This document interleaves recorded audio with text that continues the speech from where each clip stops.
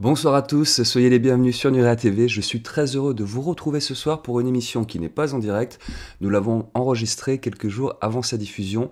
J'ai le plaisir d'accueillir une nouvelle fois sur notre antenne Anaël Parks. Aujourd'hui, nous allons parler réincarnation, vie antérieure et médiumnité. Je vous laisse découvrir tout ça. À tout de suite.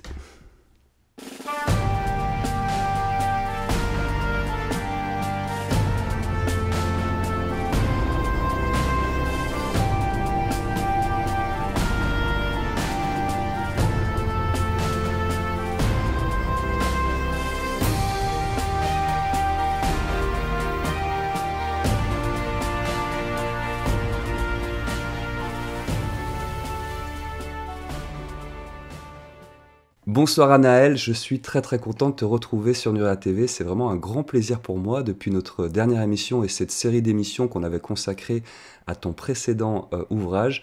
Aujourd'hui, on va découvrir une autre facette de tes compétences et de ces domaines qui te passionnent et puis dans lesquels tu amènes toute ta sensibilité intuitive. Donc voilà, je suis très heureux qu'on puisse aborder les sujets que j'ai mentionnés en intro aujourd'hui sur l'antenne de Nurea TV. Annelle, on a l'habitude d'échanger avec toi sur cette antenne, en tout cas, sur des sujets liés à ton activité de chercheuse indépendante. Et aujourd'hui, c'est la partie intuitive qui va nous intéresser, puisque tu as, toi, des capacités de médiumnité, et en lien avec ce thème qu'on a choisi aujourd'hui, qui est la réincarnation et donc les vies antérieures. Bonsoir Guillaume, bonsoir les Nuréens. Je suis ravie de vous retrouver ce soir pour cette émission complètement hors des sentiers battus. Là, on sort de ma zone de confort. D'habitude, je suis vraiment, comme tu l'expliquais, avec ma casquette de chercheuse indépendante, d'auteur. Là, je vais vous présenter un autre aspect de ma vie professionnelle qui a maintenant pourtant quelques années, mais sur lequel j'ai gardé un petit chape un peu confidentiel. Mon aspect médium, mon aspect à la fois pas guidance intuitive du coup, mais là, l'analyse des vies antérieures, parce que c'est une de mes spécialités. C'est quelque chose qui me permet d'apporter à des personnes des solutions, notamment par rapport à des blocages, par rapport à des redondances, et parfois même simplement maximiser des choses dans leur vie pour parvenir à quelque chose de plus confortable au quotidien. Alors, ces capacités médiumniques, on les connaissait déjà à travers tes précédents ouvrages, alors pas les ouvrages qui sont des essais, encore une fois, liés à ton activité de chercheuse indépendante, mais ces ouvrages qui décrivaient ces entités reptiliennes d'un temps antédiluvien et que tu avais en vision médiumnique, en tout cas autour desquelles tu avais des visions, comme ton époux Anton Parks, que je salue aujourd'hui. Et on savait déjà que tu avais ce type de vision, donc des capacités, allez, parlons globalement, moi j'appelle ça des capacités intuitives, mais plus que développées.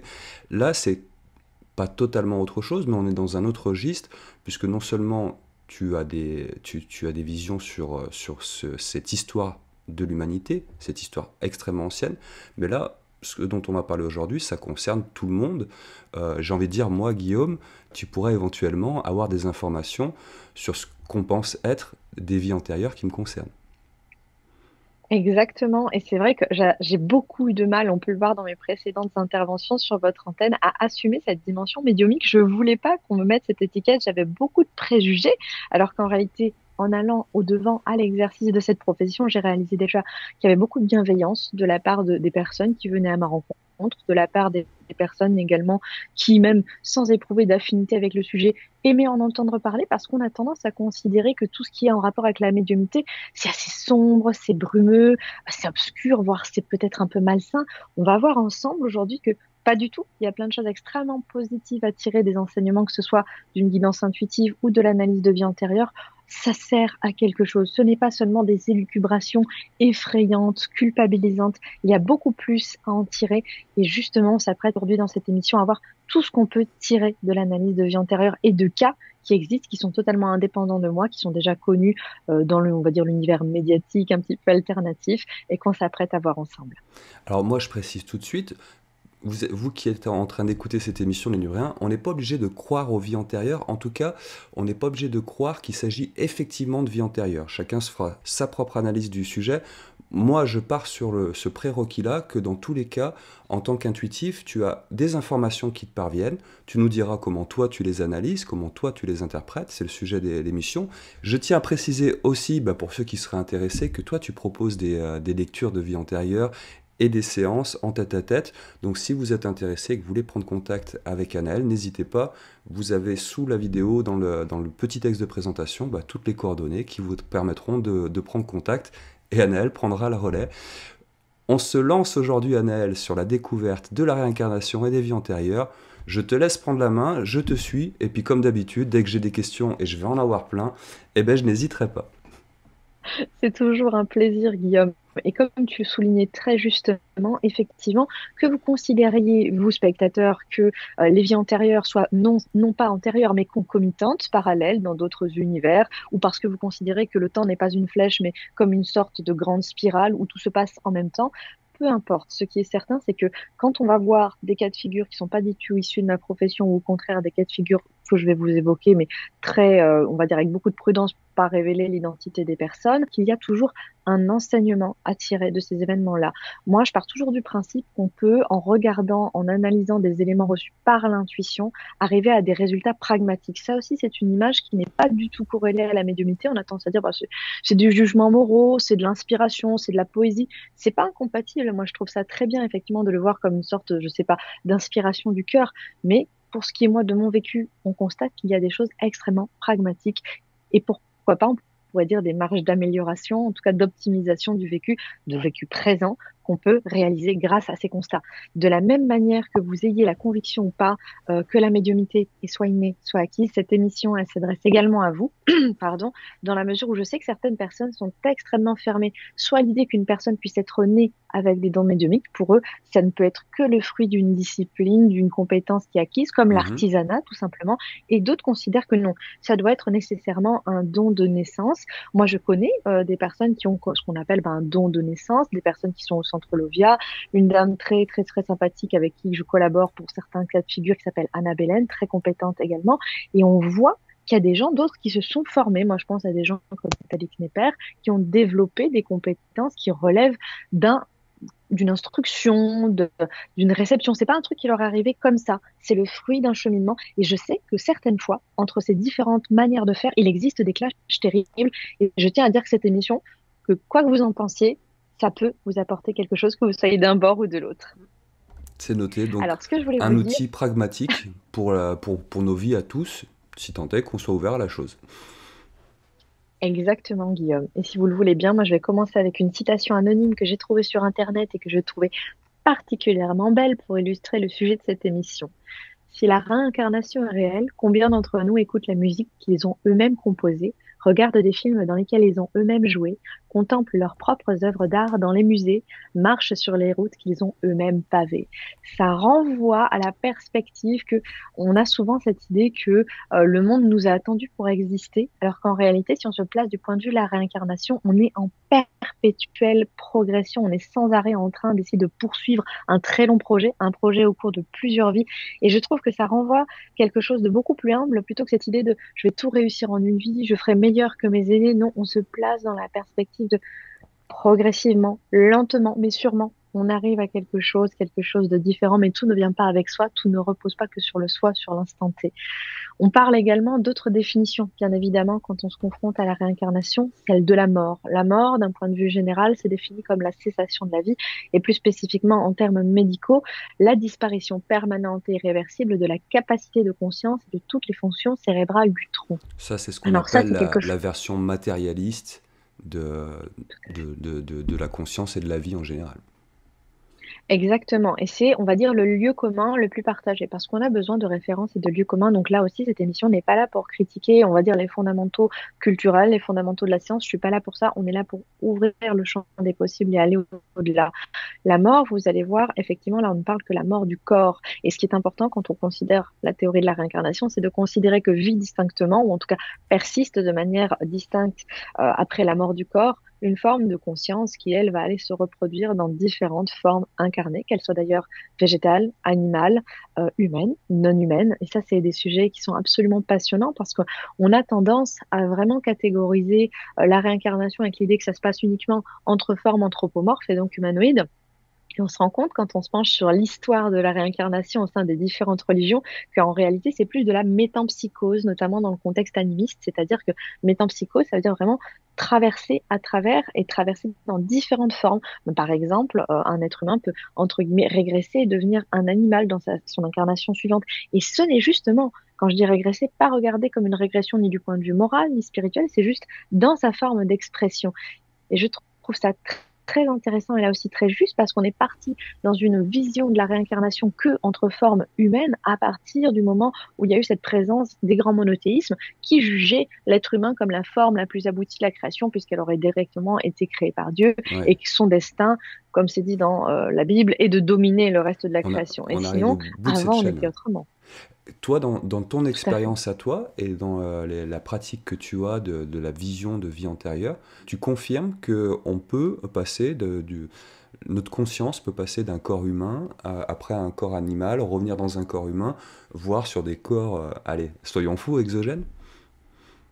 Exactement. C'est des expériences que j'ai pu être à même, comment dire déjà, de voir quand je me suis penchée sur le vécu d'une personne. Je travaille sur la base de photos prénoms. Donc sachez que je suis très vigilante par rapport à ce qu'on appelle l'induction. Je préfère vraiment faire des personnes que je ne connais ni d'Adam ni d'Ève. Comme ça, je suis certaine que je ne connais ni leur contexte, ni leur background, ni leurs attentes. Le mental ne Et construit j'évite, et rien vous le verrez là-dedans, c'est de l'information pure et intuitive. tout à fait. Et j'évite de même de croiser le regard pour avoir le verbal de la personne, même si on se reçoit par Skype la plupart du temps, pour pas voir les petits hochements spontanés de tête, Ouais. pour pas me laisser influencer par, au contraire, le non, le oui. C'est vraiment là-dessus l'induction. Je suis hyper vigilante parce que ça, c'est un petit peu ce qui tue l'aspect intuitif. Quand on a envie de se lancer dans quelque chose de plus humain, il faut rester dans ce qu'on est, c'est-à-dire le côté intuitif total. Et effectivement, j'ai pu recevoir dans certains cas et retenir à titre pertinent des vies, on va dire, exogènes et les présenter à des personnes et des personnes qui ont été hyper bouleversées parce qu'elles me disent, mais c'est exactement mon ressenti. J'ai vu telle chose quand j'étais enfant, j'ai considéré que c'était de l'imaginaire, que ça méritait juste d'être mis dans une boîte et de côté et de plus Mhm. jamais y repenser.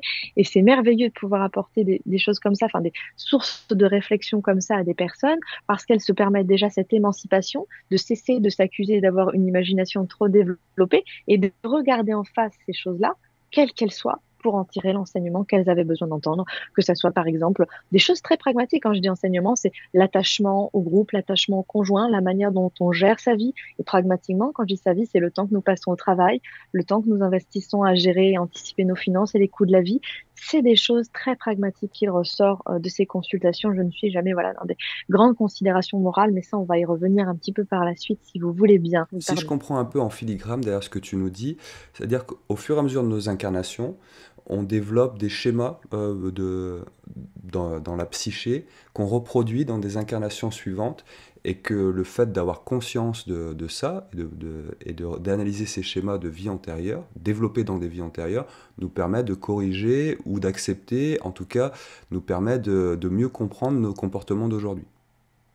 Exactement. Moi, je suis pas du tout dans ce qui est de l'enfermement par induction ésotérique. Ça, c'est le cas d'autres analystes. Moi, je travaille vraiment sur la décision que pratique la conscience, c'est-à-dire à ce qu'on appelle en fait la prophétie autoréalisatrice, et j'en reparlerai un petit peu vers la conclusion de cette émission, la conviction que se forge une conscience de c'est ainsi qu'il faut agir parce que j'ai déjà agi ainsi au moins une bonne centaine de fois, donc je vais continuer à répéter ce schéma qui m'est familier, y compris s'il est délétère. Et la problématique est vraiment là. On va le voir justement dans les cas de réincarnation qu'on s'apprête à examiner ensemble. Il y a cette volonté de la conscience de dire je persiste et signe parce que c'est comme ça que j'ai toujours fait, je ne sors pas de ma zone de confort. Et quelque part, c'est bien ça dont il est question. C'est cette idée de se dire je pratique ce qui a toujours, entre gros guillemets, fonctionné ou qui m'amène vers des zones qui ne sortent pas de ce qui m'est familier. D'accord. On a vu la mort, tu nous en as donné une définition, cette définition matérialiste. On aura compris que c'est pas la définition qu'on va utiliser aujourd'hui, parce que si on s'arrête au cadre matérialiste, bon ben on arrête, hein, on rend l'antenne, bonsoir tout le monde, et c'était sympa de vous voir. Non, on va essayer d'aller un petit peu plus loin, avoir des sentiers battus. Tu parlais d'une notion importante, la conscience. Là, quelle définition on peut apporter à ce terme-là qui est primordial pour comprendre la suite des choses?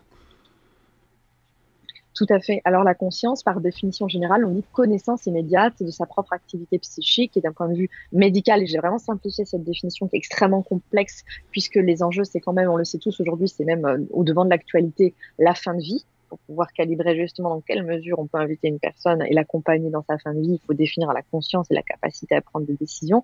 Pour le clinicien, la conscience nécessite à la fois l'éveil et la perception consciente du monde extérieur.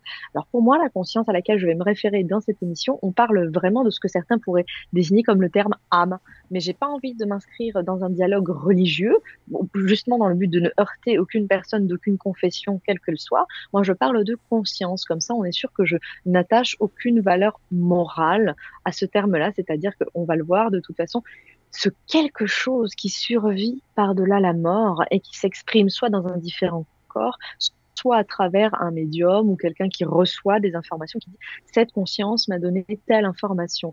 Et c'est quelque chose, c'est comme un petit peu la partition qui vient se jouer dans différents corps de quelque nature qu'ils soient. Donc entendez bien qu'on ne parle pas de conscience du point de vue médical. Ici, on parle du point voilà, on va dire ésotérique, surnaturel. On est vraiment, et comme le disait justement Guillaume, si on était dans une émission scientifique, ben on vous dirait effectivement les gens meurent et puis voilà, on raccroche l'antenne. Il n'y a rien d'autre à tirer C'était une comme toute enseignement. petite histoire. Alors, cette conscience, pour reprendre un peu les travaux, par exemple, de Jean-Jacques Charbonnier, on parle d'une conscience délocalisée, donc qui n'est pas limitée à un espace, limitée à des réactions électriques et chimiques entre neurones, et donc qui survivrait après la fin de notre enveloppe charnelle.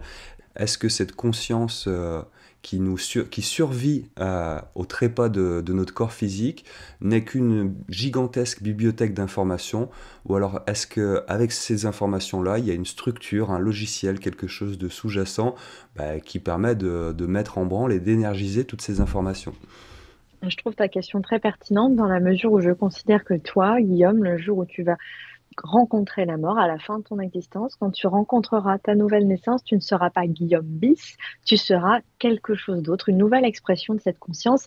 Et ça, c'est un sujet de réflexion assez profond dans la mesure où il rejoint les autres visions que j'ai reçues, celles qui sont retranscrites dans les chroniques de la maîtresse du temple, celles qui concernent ces technologies reptiliennes que j'ai vues à l'usage. Ils avaient une conjonction à la fois de l'usage de technologies qui permettaient de récupérer des consciences précises et d'autre part qui permettaient avec des corps, dans le corps, d'empêcher le progrès, qu'il soit physique, qu'il soit psychologique, qu'il soit d'aucune sorte. Les personnes devaient rester absolument les mêmes. Et aujourd'hui, dans nos sociétés, on se retrouve plus ou moins confrontés au même type de réflexion avec la problématique des designer babies qui se font quand même dans certains pays désormais, où on peut choisir au moins le physique, les traits de caractère physique de la progéniture, ou en tout cas des embryons qui sont sélectionnés et qui vont prospérer et être réimplantés. Et à partir de là, ça ouvre quand même beaucoup de questions éthiques, puisque quelle marge de progrès, quelle marge d'évolution on autorise dans une société où on peut cadrer comme ça, ne serait-ce que le support dans lequel va s'inscrire la conscience, ça ouvre quand même beaucoup de questionnements éthiques.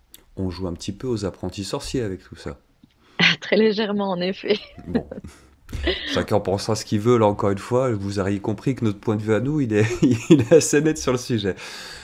Tout à On fait. résume, cette croyance en la réincarnation, elle implique plusieurs prérequis qu'il va falloir accepter pour cheminer sur ce sujet-là. Je te laisse nous les présenter. Tout à fait, la réincarnation ou la métempsychose, comme on l'a évoqué tout à l'heure, ça implique la croyance en la forme d'une forme de conscience qui persistera après la mort du corps. C'est très important de garder cette idée-là parce qu'il y a certaines croyances, notamment dans le bouddhisme, qui peuvent concevoir la réincarnation parfois comme une transincarnation, c'est-à-dire une personne peut se dédoubler. Alors ça, c'est pas du tout voilà le sujet de cette émission et c'est pour ça que je préfère vous poser ce cadre, mais également ça préjuge la réincarnation, une forme d'oubli partiel ou total entre chaque réincarnation et on va voir avec des exemples ciblés qu'il existe des cas de figure où les personnes n'ont pas oublié soit tout ou partie de ce qui s'est passé juste précédemment et qui permet d'authentifier leur témoignage. Donc on va avoir des cas de figure qui permettent de lever un petit peu le voile quelque part sur le mystère de la réincarnation. On va découvrir dans cette émission plusieurs cas de personnes qui n'ont pas eu la mémoire effacée, qui ont gardé une trace, des souvenirs de vies précédentes. Je pense, les Nuréens, vous en connaissez plusieurs de ces cas-là. À mon avis, ceux qu'on va présenter aujourd'hui ne sont pas forcément très connus du grand public. Et il y en a un premier dont tu voulais nous parler, il s'agit d'un jeune Indien. Et je te laisse poursuivre là-dessus, tu en parleras mieux que moi. Tout à fait. Alors, cette histoire commence malheureusement par une tragédie, celle de la mort d'un petit garçon qui s'appelait Rohit Kumar en Inde et qui, à l'âge de 8 ans, décède en se baignant dans le canal de Nagla Salehi, un village en fait, d'un État en Inde. Ce qui est difficile à concevoir, c'est que plusieurs années plus tard, un enfant qui naît dans un village assez proche déclare posséder des souvenirs de ce petit garçon, sans même le connaître, sans connaître cette histoire. Il faut savoir qu'il y a quand même un contexte d'illettrisme assez profond, donc on ne peut pas se dire que ce petit garçon s'est mis à lire un journal qu'il aurait trouvé dans la rue qui avait 10 ans, qui relatait l'accident. Déjà, relater la mort d'un enfant dans un canal, je ne suis pas sûre que les journaux en Inde, malheureusement, aient le temps de rapporter ce type d'événement qui se passe un peu partout, dans un pays qui est si grand. Et ce qui se passe, c'est que en fait, comme on est dans un contexte social où c'est très attendu, très accepté, ce type d'événement, et surtout, bah, on l'attend dans la mesure où ça renforce des croyances qui sont particulièrement ancrées dans ce contexte social-là, les gens s'attroupent et surtout, il est mis à l'épreuve, cet enfant qui fait cette déclaration. On le fait rencontrer, sans lui préciser de qui il s'agit, des personnes au milieu de toute une foule qu'il aurait pu rencontrer, des parents, des instituteurs qu'il a rencontrés dans le cadre de l'école.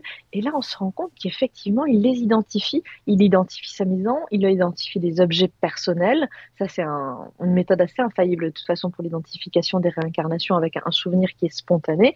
Parce qu'inutile de vous préciser que ce petit garçon qui s'appelle alors Chandravir, lui, il a aucune notion, évidemment, euh, d'ambition de démontrer la véracité de la réincarnation. Il est juste en train de parler spontanément. Il n'y a Mhm. pas eu d'induction. Personne lui a demandé est-ce que tu te souviens de tes vies antérieures, parce que moi, ça c'est quelque chose, comme je vous ai dit au début, que ce soit dans mes consultations ou à titre privé, l'induction doit toujours être extrêmement surveillée, parce que beaucoup de personnes utilisent notamment des récits où on met en scène des enfants qui parlent de soi-disant vie antérieure ou de rencontres avec des créatures, quelles qu'elles soient. Faites attention à l'induction. On ne dit jamais est-ce que tu as vu des petits hommes verts, est-ce que tu as vu une soucoupe volante. Il faut toujours prendre soin, surtout avec la psyché d'un enfant qui est impressionnable et qui va porter ce témoignage toute sa vie. En tout cas, il y a des grandes chances qu'il le porte et qu'il se souvienne de cet événement. Il faut orienter les questions avec beaucoup d'innocence, dans le sens où c'est pourquoi, ah bon, comment ça s'est passé. Et c'est vraisemblablement ce qui s'est passé avec ce petit garçon, puisque lui, c'est déjà spontané, sans induction, et d'autre part, on l'a énormément mis à l'épreuve. Donc, malgré un contexte culturel favorable, c'est quelqu'un qui, entre gros guillemets, a fait ses preuves, qui était extrêmement innocent à l'âge où il a évoqué ces choses-là. Je crois qu'il avait 8 ans.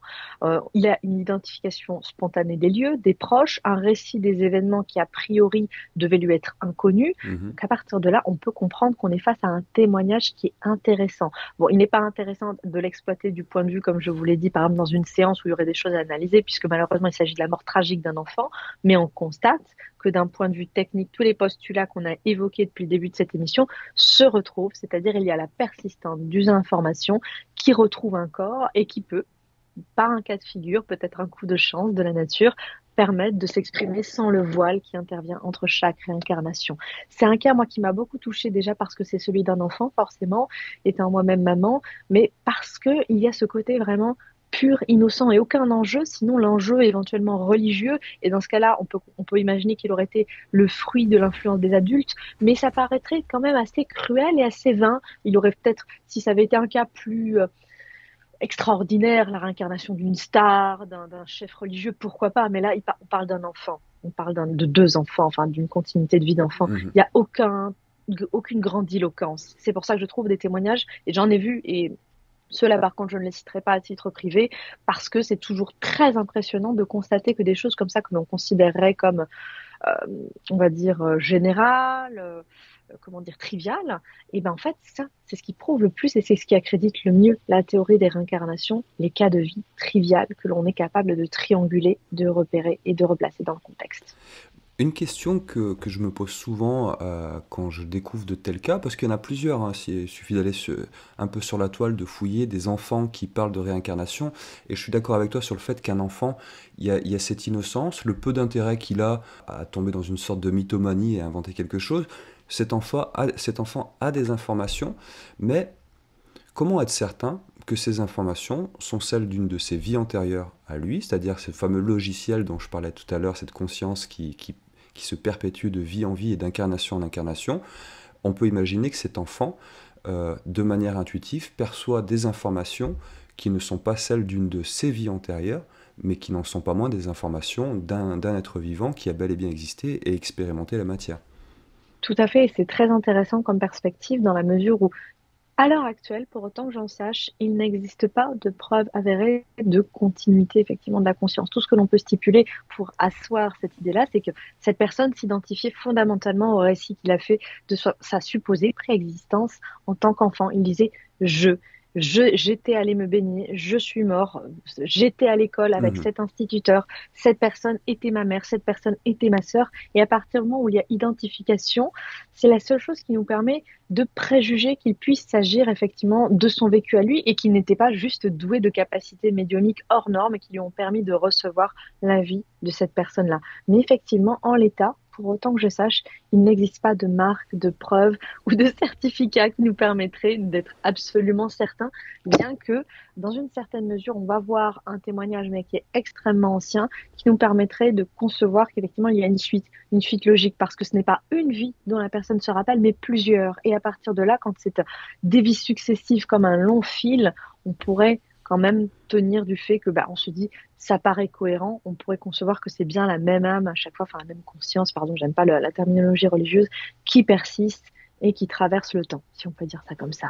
Moi, j'aime bien comme ça quand j'ai Alors, tu le dis, c'est pas des éléments de preuve, mais en tout cas, on a des éléments qui viennent étayer cette donnée comme quoi on serait sur la réincarnation de la même âme, le fait que cet enfant personnifie ces souvenirs-là en employant le jeu, et puis ce que tu viens d'évoquer, la continuité de vie en vie, et un fil conducteur à tout ça. Donc, merci pour cette première réponse qui vient un peu m'éclairer.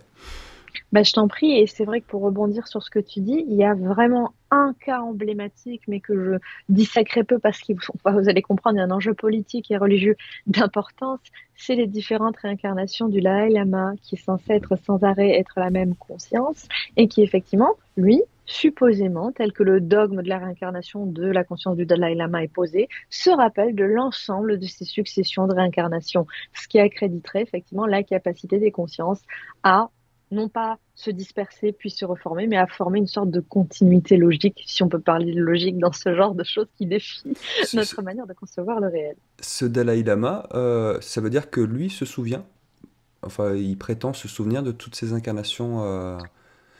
partie des, incarnations passées, j'allais dire futures. Oui, le temps.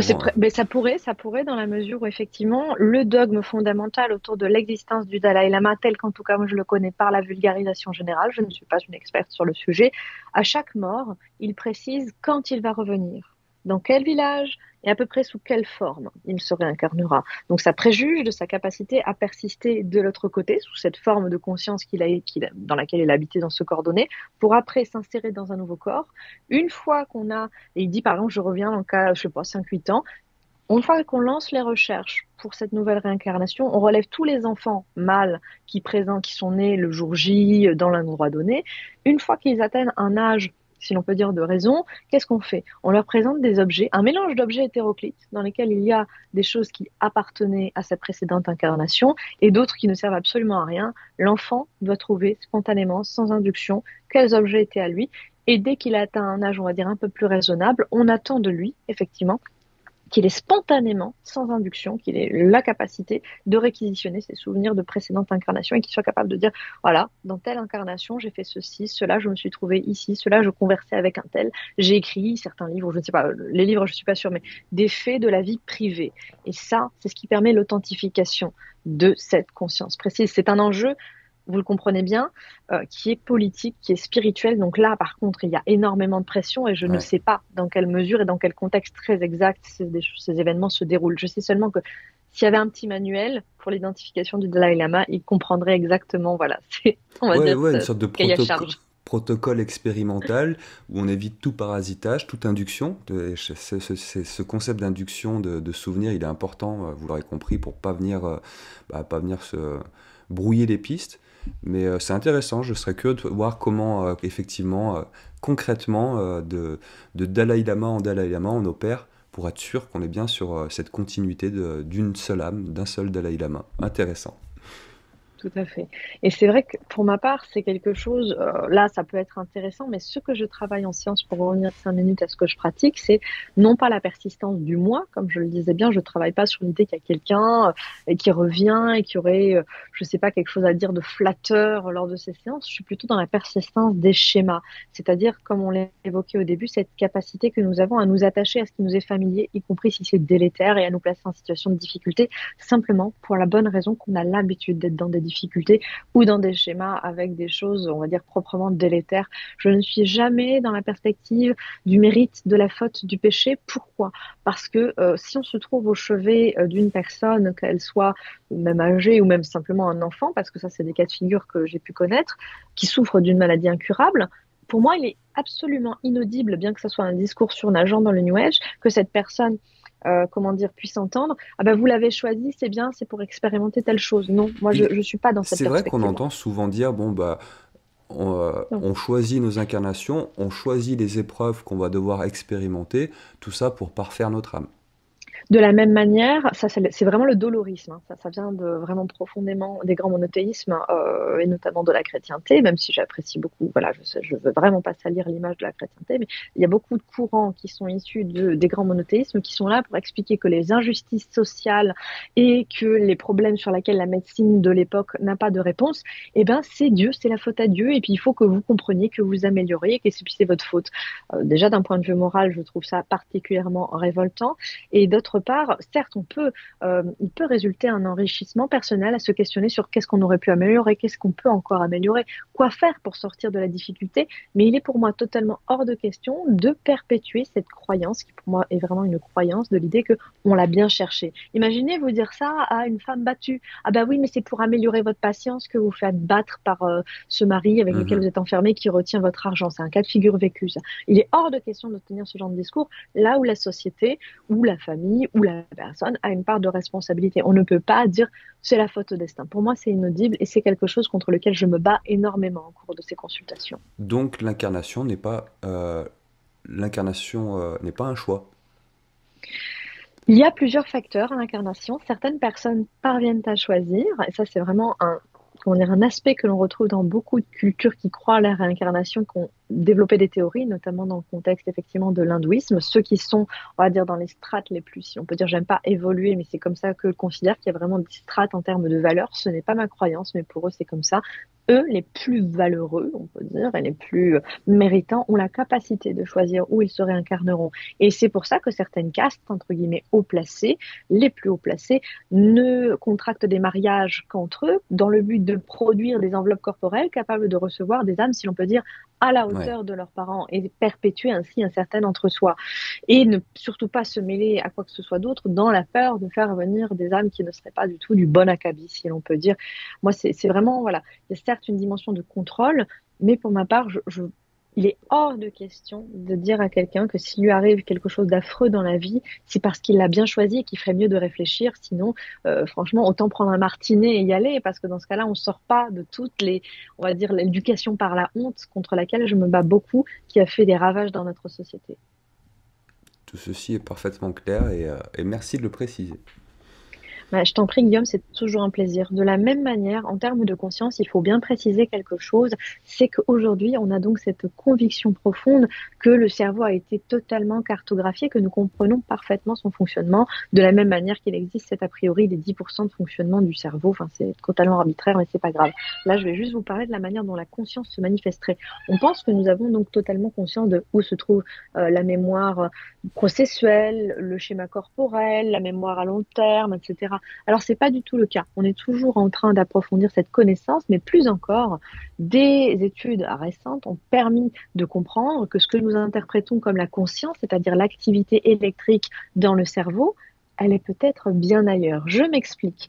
Quand on a étudié le temps de réaction et le mode d'interprétation, enfin la capacité à voir ce qui se passait dans le cerveau quand nous prenons une décision, gauche, droite, noir, blanc, haut, bas, on a constaté que c'est pas du tout le schéma prédictif que nous avions théorisé jusque-là, qui se passait une fois qu'on a réussi à développer des machines qui permettaient de voir vraiment très rapidement, puisque c'est la vitesse de l'électricité, hein, l'activité cérébrale, il faut bien comprendre, c'est un signal électrique, ça va extrêmement vite. Il a fallu des appareils de pointe et il y a environ 4-5 ans, une étude est parue et a remis en cause le fait que la conscience reposait simplement sur une activité électrique, c'est-à-dire que la décision semblait être prise dans le cerveau avant que la personne ait conscience d'avoir pris cette décision. C'est-à-dire qu'on demandait à des personnes lors de ce test de dire alors tu vas choisir à droite à gauche et une fois que tu as choisi droite-gauche, tu le signifies et ensuite tu entres ton choix. Vous voyez, vous comprenez le modus operandi.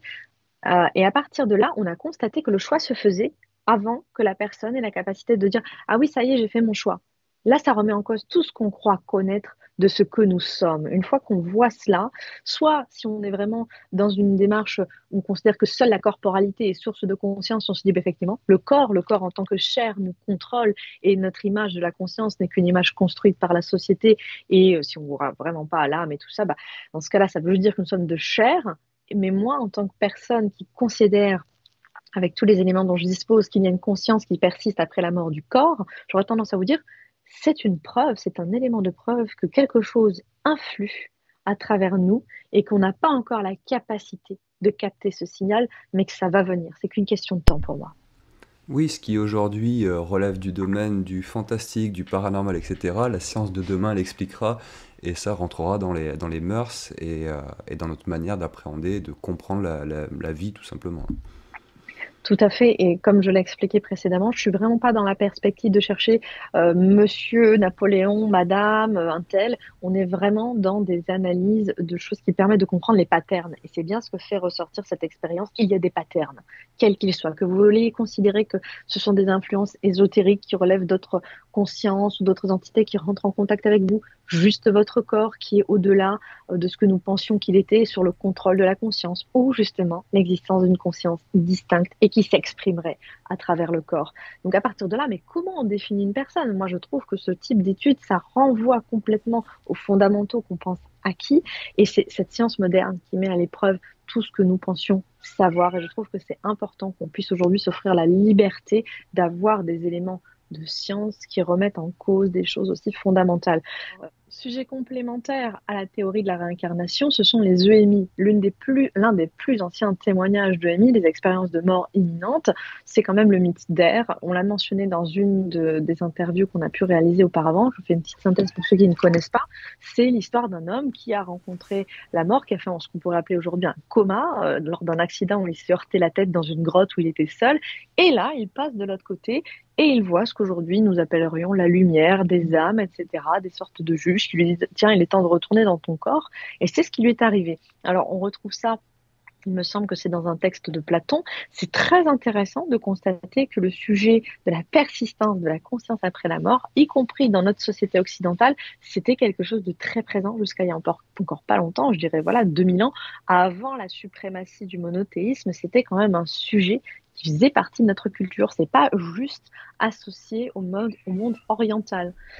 Alors, tu parlais, Anaël, de ce modèle qui a précédé l'instauration du monothéisme.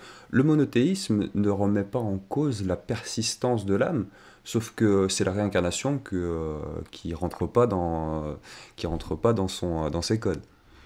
Et ça, c'est quand même, je trouve, assez incroyable dans la mesure où tout le fondement, en tout cas, de la chrétienté dans le Nouveau Testament est basé sur l'idée que Jésus, vous savez ce que j'en pense pour ceux qui connaissent mes écrits, mais voilà, mais que Jésus est l'extension de Dieu et une sorte d'incarnation, de réincarnation de l'énergie divine. C'est fou d'arriver à faire que lui, ce soit le seul capable de faire ça et tous les autres, non, c'est pas permis. Et je trouve ça extraordinaire parce que c'est là qu'on voit la persistance du ferment qui est vraiment différent, qui se trouve derrière ce fondamental. Et voilà. J'irai pas plus loin parce que c'est pas le sujet de l'émission, mais ceux qui sont intéressés, n'hésitez pas à vous tourner vers le Testament de la Vierge d'Anton Parks, notamment, qui exprime extrêmement bien et de manière très claire, voilà, ce qui se cache quelque part derrière ces idéologies dans l'Évangile. Petit conseil de lecture, je vous affiche ça à l'écran. Alors, comme je l'exprimais au début de cette émission, je propose des analyses des vies antérieures. Et en fait, comment ça se passe pour moi? Je vais pas, comment dire, travailler, comme je vous l'ai dit, en me biaisant. J'essaie de travailler sur la base photo, prénom. J'essaie de ne rien induire. Je pense que c'est ça le mieux, c'est quand on ne se connaît pas. Et comment ça apparaît? Parce qu'on me pose souvent la question. Ça se passe comme une succession de visages que ce soit quand je me concentre sur une photo, sur le visage de quelqu'un.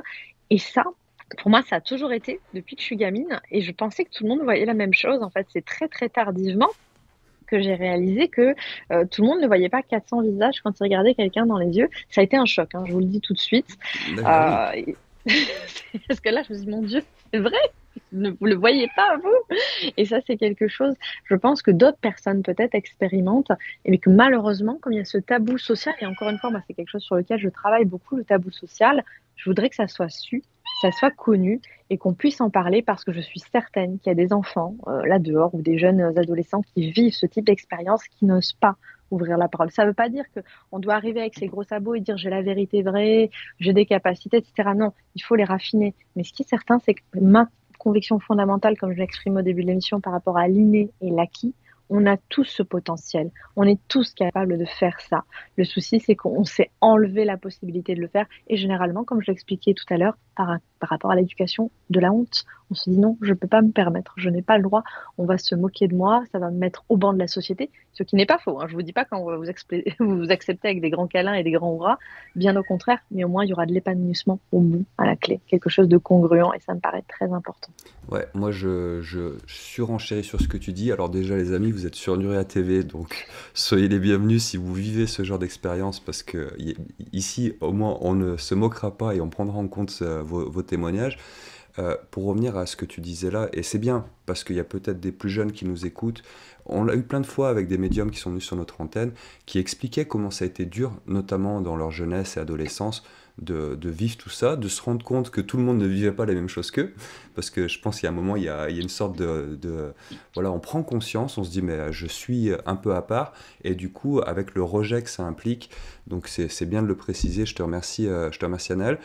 Pour rentrer en détail dans ce que tu vois, tu nous dis, je vois une succession de visages quand j'ai mon interlocuteur.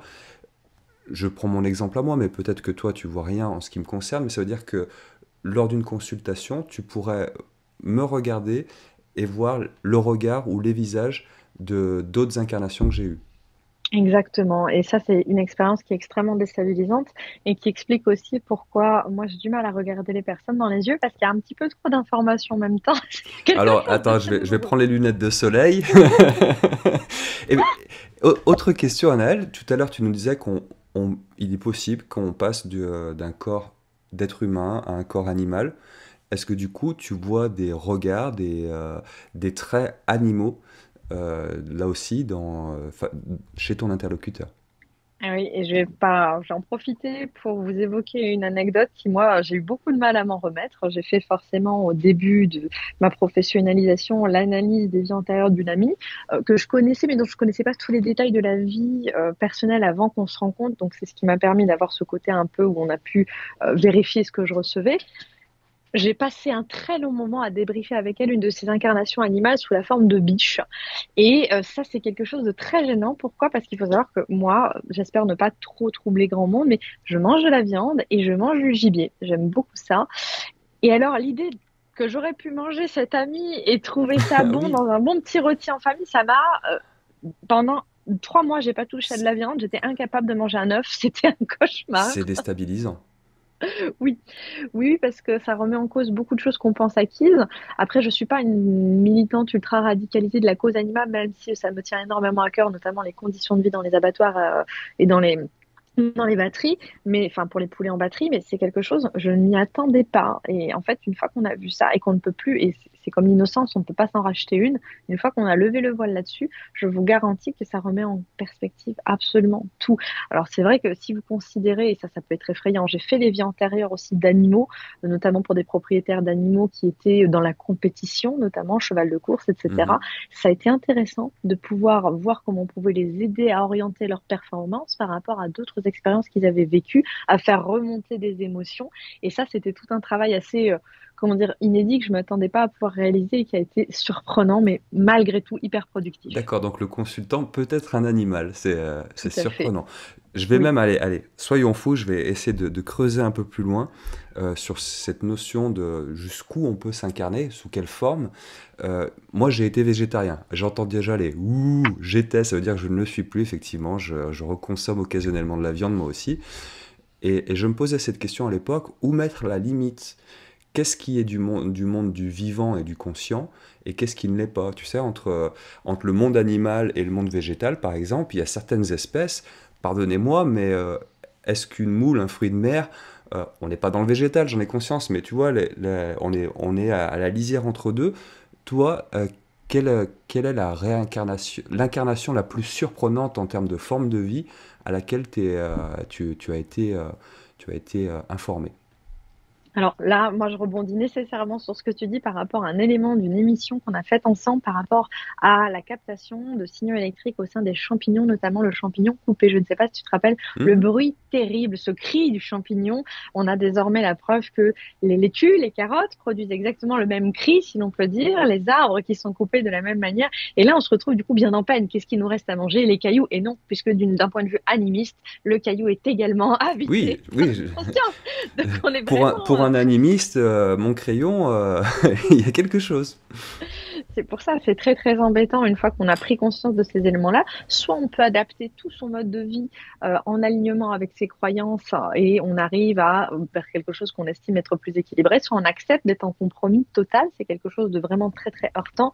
Alors ce qui a été le plus étonnant pour moi, c'est une forme de vie qui s'apparenterait, je dirais, à une planète. Moi, j'avais déjà bien exploré le thème des consciences collectives parce qu'il y a pas mal de créatures, notamment dans des vies antérieures, qui ont beaucoup d'impact sur les vies présentes humaines, qui consistent à des intelligences collectives, c'est-à-dire à une forme de télépathie perpétuelle, qui du coup induit des comportements, on va dire, collectifs vachement prédéterminés, c'est-à-dire que la personne va être vraiment totalement dans le conformisme, va être dans sans arrêt l'évaluation de l'émotion de l'autre, qu'il veut vraiment s'intégrer dans une sorte d'empathie, mais qui a une propension vraiment à vous gâcher la vie. Ça, c'est généralement la conséquence d'existence très longue sous la forme d'intelligence collective. Et là, ça allait beaucoup plus loin. C'était comme toute une planète, comme un écosystème. Alors moi j'avais trouvé une sorte, si l'on peut dire, de confirmation dans les études modernes au niveau des ce qu'on appelle les mycosites, il me semble, c'est les tapis de champignons qui tapissent les forêts, qui sont en réalité exactement de la même forme et de la même manière en termes de fonctionnement que les cerveaux. On a constaté qu'il y avait vraiment des équivalences entre l'activité cérébrale et l'activité de ces espèces de grands tapis de champignons, mais j'insiste souterrains. On n'imaginait pas quand je dis champignons des cèpes, c'est vraiment comme un Ouais. tapis tout blanc quand on gratte sous la terre et comme une sorte de grande toile d'araignée et qui correspond exactement au fonctionnement des neurones et qui justement s'active s'il y a un parasite ou un animal qui vient brouter un arbre, on voit que dans ce réseau de mycocytes, paf, se transmet une information à l'autre bout de la forêt qui permet à l'arbre qui reçoit cette information relayée par le réseau de produire des toxines, de sorte à ce que le chevreuil, une fois qu'il arrive à ce stade de l'arbre, il ne peut pas manger son écorce ou son feuillage parce qu'il est devenu toxique. Donc on voit qu'il y a quand même une certaine mesurabilité de ce phénomène, mais qui est hyper nouveau, parce que je pense que vous dites ça en sortant dans la rue, ça paraît assez obscur.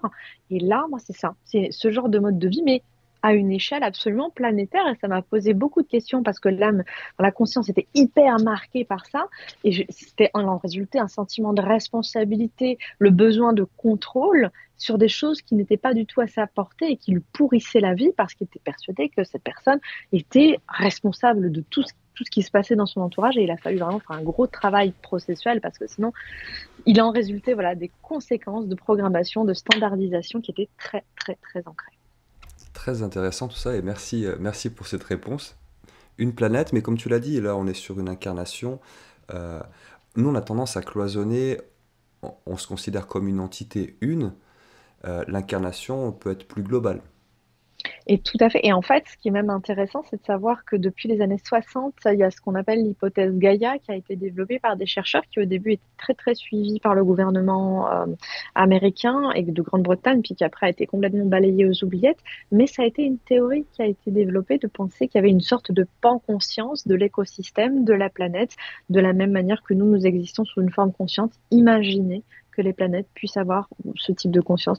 Pourquoi pas? Moi, on n'a pas assez encore, je pense, de données pour évaluer la pertinence de ce type d'existence, mais je pense sincèrement, d'après mon expérience, que c'est largement possible. Ouais, il y a même des théories en matière d'ufologie qui ont été développées sur la base de ce concept de Gaïa avec une conscience planétaire et donc en lien ou à l'origine de phénomènes dits ovnis ou autres. Je vous renvoie aux premiers ouvrages de Fabrice Bonvin si vous ne connaissez pas, c'est absolument passionnant. On revient sur notre fil conducteur, Anaël. Quels sont les éléments qui permettent de voir qu'on a affaire à une vie, à des informations relatives à une vie antérieure?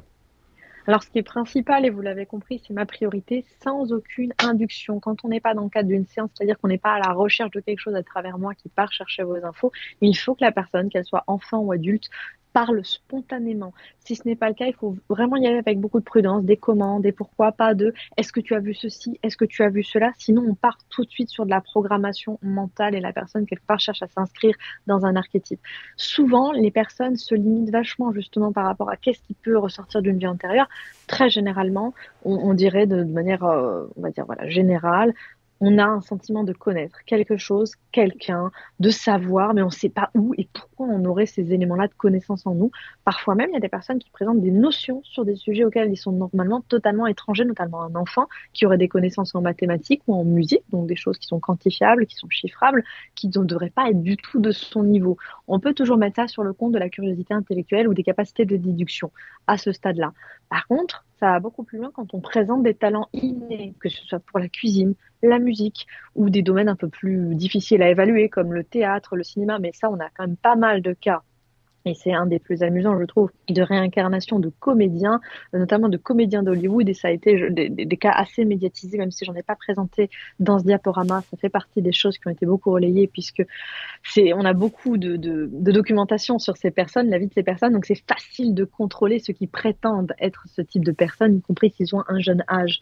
On a donc des talents innés, la capacité à connaître des noms de villes, des noms de personnes, ou à désigner une localité qui est inconnue avec précision, en décrire l'architecture. Même si ça a changé au cadastre, on peut toujours procéder à des contrôles pour voir dans quelle mesure, peut-être il y a 100 ans, 200 ans, y avait-il bien une longère là où vous vous trouvez actuellement. Et ça, c'est un cas de figure pareil qui a été vécu dans une consultation. On a pu retrouver ce qu'avait été cet endroit bien avant. Et ça a été, on va dire, un facteur qui a été apaisant pour la personne parce qu'elle voyait que tout ce qu'elle ressentait, tout ce qu'elle avait mis comme charge émotionnelle dessus, ça relevait pas de l'imaginaire. À nouveau, il y avait quelque chose de concret.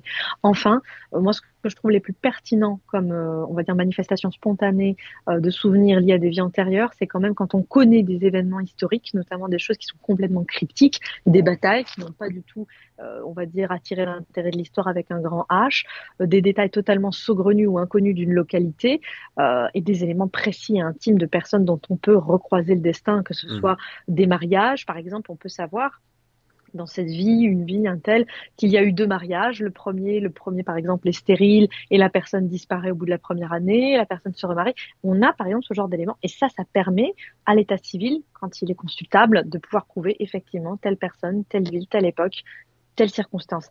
Et ça, c'est des choses extrêmement factuelles. Sur ce type d'éléments, on peut pas me dire ah ben ça relève de la poésie. Là, il me semble qu'on est assez éloigné, on va dire, de considérations abstraites. Et puis il y a aussi, on le voit en bas de la liste que tu as déterminée de ces éléments, le fait de parler une langue inconnue. Ah oui, Alors oui, ça, oui. ça il y a des cas quand même qui sont assez incroyables. Alors on verra que c'est pas toujours vrai, et on va le voir juste après. Mais voilà, on se retrouve face à des enfants, voire même des adultes, qui se mettent à parler des langues totalement inconnues d'eux, qui n'ont jamais côtoyé. Certains, alors aussi dans le cadre des religions monothéistes, vont parler de possession. Oui, oui, oui, c'est dans les manuels de père exorciste, c'est un des critères d'évaluation de crédibilité d'une possession, il faut le savoir, le fait de parler des langues inconnues. Alors, peu importe la manière dont vous le prenez, possession, manifestation de la réincarnation, ce qui est certain, c'est que c'est tellement arbitraire et désormais on a Google Trad, ça ne traduit pas tous les dialectes du monde, mais ça en traduit une grande quantité et ça permet d'orienter au moins sur le type de langage autour duquel on est. Et ça fait partie des éléments qui pour moi sont le moins arbitraires du monde, puisque là, qu'est-ce que vous voulez dire à quelqu'un qui a contact avec une langue qu'a priori il n'a pas appris? Ça n'a pas de sens. Donc, soit on le met sur la capacité de la conscience à se brancher sur une bibliothèque infini de notions d'enseignement et qu'elle a rapatrié celui-là de manière anarchique, on ne sait pas pourquoi, mais pourquoi pas. Vous savez, un Ça peut petit être peu une hypothèse. comme dans Matrix, quand il se fait ses petites disquettes, je dois Oui, apprendre à c'est conduire ça. un hélicoptère, Vite, enfin, ça serait pratique, ça. j'aimerais beaucoup, ça m'aiderait pas mal. Et moi, je pense sincèrement que voilà, je le prends comme une preuve, ou en tout cas comme un argument favorable autour de la réincarnation, mais comme tu le soulignes si justement, on s'apprête à voir ensemble un extrait en rapport avec une expérience de Goethe et Eckermann, qui ont justement assisté à ce type de manifestation. Je vais me permettre de vous lire l'extrait. Je connais, explique Goethe dans une conversation avec Eckermann, le fait d'un vieillard appartenant à la basse classe qui, sur son lit de mort, se mit tout à coup à réciter des passages grecs d'une langue fort élégante. Comme on savait qu'il ne comprenait pas un mot de grec, la circonstance parut miraculeuse, et quelques personnes habiles l'exploitèrent aussitôt aux dépens des crédules. Sous-entendu, ils évoquèrent effectivement la théorie de la réincarnation. Malheureusement pour elle, je poursuis, toutefois, on découvrit bientôt que pendant sa jeunesse, ce vieillard avait dû apprendre par cœur et déclamer du grec pour faciliter sa tâche à un élève de haute naissance, mais d'intelligence plus médiocre. Il avait de la sorte acquis de manière purement mécanique une teinture de grec, sans d'ailleurs comprendre un seul mot de ce qu'il disait. Et ce ne fut qu'à son lit de mort, quelques 50 ans plus tard, que ces mots vides de sens lui revinrent à la mémoire et passèrent sur ses lèvres. Donc là, on est bien sur un cas de ce que j'appelle moi un faux positif, c'est-à-dire que parfois on a effectivement des preuves qui paraissent aussi irréfutables que le fait de parler des langues étrangères qui sont a priori inconnues, qui se révèlent être en fait l'absorption par la personne au cours de sa vie d'un élément, aussi saugrenu soit-il, qui ressort à un moment aléatoire et qui est interprété malheureusement hors contexte. Et c'est bien de préciser. C'est bien d'avoir des cas comme ça aussi pour dire qu'il faut vraiment. Je pense qu'une enquête approfondie sur chaque cas est importante pour enlever tous les biais tels que celui-ci qui viendrait montrer qu'on n'est pas sur un phénomène d'information extérieure à un corps. Puisque là, Totalement. finalement, là, si on s'arrête au dogme matérialiste, il explique tout ça, sur ce cas-là. Exactement, et c'est pour ça qu'il faut raison garder quand on est dans l'investigation, on va dire, des phénomènes un peu fringe, comme ça, il faut toujours se dire, attention, on replace dans le contexte, toujours le contexte social, contexte religieux, pourquoi la personne est dans telle recherche, et arriver petit à petit à voilà, se dire dans quelle mesure les faisceaux d'indices contribuent à la crédibilité de ce témoignage, et pas sauter tout de suite sur quelque chose parce que ça va dans notre sens, parce que ça nous intéresse, mais je considère que c'est un véritable travail d'équilibriste, et je donnerai de leçons là-dessus à personne, c'est quelque chose de très difficile. Et on s'apprête justement à avoir un cas emblématique, notamment par rapport à la succession de la persistance de la conscience. Mhm. Le cas de Pythagore, Tiens c'est donc. promis. Je vous en parlerai plus jamais après. Ah mais si, mais alors juste, si vous ne l'avez pas vu les Nuréens, il y a une émission qu'on a enregistrée il y a quelques mois déjà avec Anaël sur le cas de Pythagore. Vous allez voir, c'est passionnant.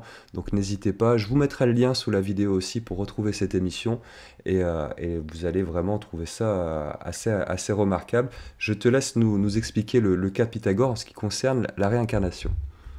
Alors Pythagore, pour vous faire vraiment le résumé succinct de sa vie, notamment a prétendu être capable de se transmigrer, donc de faire de la métempsychose, de changer d'enveloppe corporelle à chaque fois qu'il décédait et de choisir ses réincarnations et d'avoir exactement le souvenir précis de chacune d'entre elles. Bon, il est réputé s'être revendiqué comme un des personnages notamment de la guerre de Troie, la guerre mythique de Troie. C'est là qu'on voit qu'effectivement il y a peut-être des problèmes, mais par contre, d'autres témoignages rapportent qu'il a affirmé avoir été un pécheur. Je ne vois pas pourquoi ça serait valorisant. Dans quelle mesure avait-il intérêt? Et surtout, apparemment, dans les témoignages, c'est un des témoignages qui a été corroboré de son vivant, où il a désigné le port, les personnes qu'il connaissait, et il y a été possible de mener enquête à sa propre époque et de confronter ces dires. Là-dessus, franchement, il paraîtrait invraisemblable que quelqu'un tire un profit, notamment comme ce monsieur qui avait des ambitions politiques, spirituelles, de se valoriser en disant avant j'étais pécheur. Il n'y a aucun intérêt à vouloir dire des choses pareilles. Par contre, vouloir dire j'ai participé à une guerre mythique aux côtés des dieux, oui, effectivement, on comprend plus son intérêt. Donc ça soutenait ses prétentions messianiques, si on peut dire. Ce qui est certain, c'est que c'est quelque chose néanmoins de contrasté, puisqu'il n'existe aucun témoignage de sa main à lui, ce ne sont que des paroles rapportées, c'est ce qui rend très complexe l'analyse du cas de Pythagore. On n'a pas de livre signé Monsieur Pythagore, sinon peut-être qu'on aurait encore d'autres précisions par Mhm. rapport à ces réincarnations qui nous permettraient peut-être aujourd'hui de lever le voile, enfin, sur l'identité de cette personne mystérieuse. Parmi ces éléments que tu cites comme étant en défaveur de la crédibilité du témoignage du prétendu réincarné, C'est vrai que moi, souvent, quand je discute avec des gens de ce concept de réincarnation, des gens qui connaissent un peu, hein, ils me disent, oui, bah, comme par hasard, à chaque fois, les gens nous disent, ouais, moi j'ai été la femme de Jules César, j'ai été Isis, j'ai été Napoléon. Bref, les gens, il y a une sorte d'ego qui met en valeur, comme si on avait tous été des personnages historiques ayant eu une influence considérable sur l'humanité. Toi, qu'est-ce que tu en penses de ça? J'imagine, peut-être dans tes consultations et avec les gens qui sont venus te voir, tu es tombé sur des gens qui avaient eu, appelons ça un destin hors norme, mais est-ce que c'est si fréquent que ça? Alors, franchement, ça m'est arrivé. Le souci, c'est que je travaille vraiment sur une perspective qui est dépouillée de sensationnalisme. Je suis là pour aider les personnes avec les schémas qui tournent en boucle. Et s'il se trouve qu'effectivement, ce qui tourne en boucle s'est joué pendant une vie où la personne a eu un poste prééminent, roi, Mhm. reine, leader politique, religieux, effectivement, je suis obligée d'en parler. Mais j'essaie autant que faire possible de trouver des choses qui font sens. Parce que sinon, effectivement, si on prend qu'un cas de figure où il y a une vie éclatante, mais qui ne se reproduit pas dans le temps, je n'ai rien à apporter à cette personne. Par contre, si elle me dit, voilà, j'ai eu des flashs de telle chose, et c'est effectivement, parfois ça arrive que non, mais c'est effectivement généralement quelque chose que j'ai vu, bah, je suis en mesure de lui confirmer ou de l'infirmer, de dire non, par contre, ça, je suis désolée, j'ai pas vu d'incarnation en Égypte, j'ai pas vu d'incarnation chez les Grecs, même si la personne est très travaillée pas ça, si elle n'a pas d'autres éléments sur lesquels on peut réfléchir ensemble, je me limite aux bénéfices intellectuels et j'essaie d'être pragmatique, de pas aller dans le pathos parce que sinon on est parti pour le grand n'importe quoi parce que là on peut se lancer dans effectivement des crises mystiques. Je suis vraiment pas là pour soutenir ce type de démarche qui n'apporte rien, sa place dans l'impasse. Et si vraiment on croit à ce que je professe, c'est-à-dire cette idée que la conscience se perpétue, mais dans ce cas-là, on est foutu si on commence à se lancer avec sur son petit sac à dos, je suis le Messie, il faut que j'aide le monde. Mais où c'est qu'on va? Et alors là, on se bloque pour des centaines de vies à venir. C'est pas du tout ma démarche. Et c'est vrai que j'ai tendance à cadrer et parfois des personnes n'apprécient pas, mais je cadre là-dessus. Je dis, si vous pensez réellement ce que vous me dites, alors dans ce cas-là, déjà, moi, je peux rien vous apporter. On est bien d'accord, ça sert à rien de venir chercher une confirmation auprès de moi puisque c'est pas ma démarche. Et qui suis-je pour vous remettre en cause? Si c'est vous le Messie. Et Oui. ça, c'est quelque chose, voilà, bah, c'est quelque chose, là, je caricature, mais c'est Oui. dans le sens où chacun est responsable après, parce que sinon, de toute façon, c'est un fardeau émotionnel. Je suis pas là non plus de la même manière pour évoquer des trucs dramatiques ultra radicaux qui risqueraient en plus de déclencher des syndromes post-traumatiques. Je vais pas citer certaines horreurs que j'ai pu voir, dont certaines qui étaient vraiment particulièrement abominables, puisque voir les vies antérieures, souvent c'est auréolé là aussi de cette idée de oh, ça doit être beau de voir tous ces gens faire des trucs héroïques. Alors non, la vie des trois quarts des personnes, c'est affreux, c'est sordide et ça finit pas bien. Donc ça, c'est quelque chose aussi d'assez douloureux à porter parce qu'il y a ce Ouais. préjugé autour du merveilleux. C'est pas merveilleux. Vous avez vu la vie telle qu'elle est aujourd'hui pour vous. Pensez à vos aïeux et de la même manière, souvent on me dit, bah, je cherche à développer mon don de médiumnité. Vers quelle mémoire dois-je me tourner? Alors, j'ai une super suggestion pour toutes les personnes qui se posent cette question aujourd'hui. Et accrochez-vous bien. Allez vous connecter à toutes les femmes qui ont accouché seules dans votre lignée, sans soutien médical. Et là, vous toucherez à ce que c'est l'histoire de la vie et à combien tu peux chiffrer la valeur d'une vie et pourquoi il faut être sympa avec les autres. Et je ne voudrais pas dire surtout les femmes, mais, parce que je ne veux pas faire de favoritisme, mais il y a quelque chose de fondamental. Et nous, descendons de lignées plusieurs milliers de femmes comme ça qui ont vécu et survécu à ce traumatisme-là, il faut replacer les choses dans leur contexte. On vit dans des civilisations ouatées, donc si vous cherchez à développer vos dons de médiumnité, connectez-vous à des trucs vachement concrets. La souffrance des femmes, l'exploitation, le travail des enfants, des choses comme ça, voilà. Et après, vous irez peut-être voir les sphères spirituelles plus élevées, mais d'abord, on s'accroche et on voit ce qu'il est et ce qu'il est des injustices. Et il y en a tellement. Et c'est là-dessus que moi je porte mon travail et c'est de sortir de ces cycles d'injustice. Quand tout à l'heure tu me disais, un consultant, je vais voir plusieurs visages, plusieurs regards à travers le sien. Est-ce que tu vois également en consultation des scènes se dérouler un peu de la manière dont tu décris dans tes premiers ouvrages les scènes que tu vois de ces entités extraterrestres? Est-ce que là aussi, si moi je venais te consulter, tu serais à même de voir des scènes que mes précédentes incarnations ont vécues, comme un film en fait? Oui, C'est comme ça oui, que ça c'est se l'idée. passe? C'est l'idée. Une fois que je me connecte à un visage qui apparaît, et généralement, pour préparer une séance, je ne sélectionne que 3 à 5 vies pour la séance. Minimum, j'en vois entre 10 et 30. C'est assez difficile à faire. Et à partir de là, je dégage qu'est-ce qui se répète. Et ce qui m'intéresse, c'est de voir ce qui se révèle. Pour parler d'un cas de figure, voilà, je l'anonymise comme ça, il n'y a aucun problème, mais très concret. Par exemple, il y a une personne qui s'est retrouvée dans des incarnations. À chaque fois, à l'âge de 12 ans, sa famille est ruinée, tout est remis en cause. Ensuite, son père développe une maladie, il se retrouve paralysé du bas de l'abdomen jusqu'au bout des pieds. Et après, on se retrouve dans des mariages qui sont pourris où elle se refait exploiter, cette personne. Et ça, par exemple, j'en ai 4, 5, 6, 7, 8 à lui évoquer où ça se repasse pareil. Et Le elle me même dit, schéma se reproduit ouais, d'incarnation en incarnation. voilà. Et je donnerai pas plus de détails pour pas que ça soit identifiable en termes d'intimité, mais il y avait d'autres détails beaucoup plus précis en termes personnels. Et elle m'a dit, sachant qu'on se connaissait pas, je connaissais son prénom, sa photo, elle m'a dit, mais c'est exactement ça ma vie actuelle. Je dis, bah ouais, j'escompte bien, effectivement. Ça, c'était pas vraiment une surprise pour ma part, mais c'est parfois généralement le transfert est moins brutal, mais elle, c'était vraiment un décalcomanie et c'était hyper brutal de constater qu'il y avait un enfermement parce que la conscience persiste. Elle connaît ça, elle a fait ça un millier de fois, bah, qu'est-ce qu'elle fait? Elle y reva. Et dès qu'il y a une opportunité pour revivre ça, elle y reva. Il y en a qui vous diront et vous feront des discours sur c'est parce qu'elle n'a pas compris, il y a de l'enseignement moralisateur. Moi, je suis vraiment jamais dans cette analyse. Je laisse les gens qui veulent pratiquer ce type d'analyse entre eux. Moi, j'ai rien à leur dire. Ce que je veux faire et ce que je pratique et ce que je recommande quand même à nos auditeurs, toujours pragmatiquement. Qu'est-ce qu'on peut faire sortir de ces vies-là? Qu'est-ce qu'on peut pas dire à quelqu'un qui souffre à ce point en plus d'autant d'injustice sociale, matérielle, de ce qu'on pourrait appeler entre guillemets des coups du sort? Ah bah c'est parce que tu l'as choisi, hein, au fond non. C'est inaudible. Donc encore une fois, j'ai accompagné cette personne pour faire des choix qu'elle n'avait pas fait dans ses précédents cas de figure où elle s'était restreinte parce qu'elle voulait toujours correspondre à ce déroulé et inconsciemment ça continuait à dicter sa conduite. Et ça c'est quelque chose, voilà, dont il faut sortir. En gros, tu donnes des pistes pour sortir de ces structures reproduites d'incarnation, alors structure psychique, hein, j'entends, d'incarnation en incarnation. Tout à fait. Et ça me paraît prioritaire parce que beaucoup de personnes continuent à se conformer à des injonctions qui normalement ne devraient plus avoir cours par rapport au présent. Ils sont bloqués sur ces programmes-là. Et de la même manière, tu vois, ça m'amène à ce que je voulais aborder avec vous par la suite.